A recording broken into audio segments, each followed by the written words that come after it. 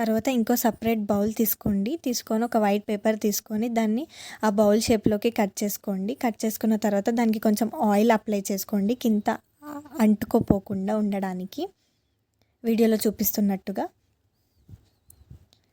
ఆ బౌల్లో ఉన్న లిక్విడ్ అంతా ఈ బౌల్లోకి పోసేసుకోండి. నేను ఇక్కడైతే డైరీ మిల్క్ చాక్లెట్ని అయితే యూస్ చేసుకున్నాను గార్నిష్ లాగా. మీరు కావాలంటే హర్షీ సిరప్ కూడా పైన వేసుకోవచ్చు. అలానే ఒకవైపు కుక్కర్ని అయితే పెట్టుకున్నాను. 5 minutes ప్రీ హీట్ చేసుకున్నాను. వీడియోలో చూపిస్తున్నట్టుగా పెట్టేసుకోండి. ఒక 15 minutes తర్వాత కేక్ ఇలా వస్తుంది. దీన్ని నైఫ్తో కానీ టూత్పేస్ట్తో కానీ టెస్ట్ చేసుకోండి. వీడియోలో చూపిస్తున్నట్టుగా టేస్ట్ మాత్రం బాగుంటుందండి. ట్రై చేసి నాకు కమెంట్ బాక్స్లో చెప్పండి. Please do like, share and subscribe friends. Bye friends.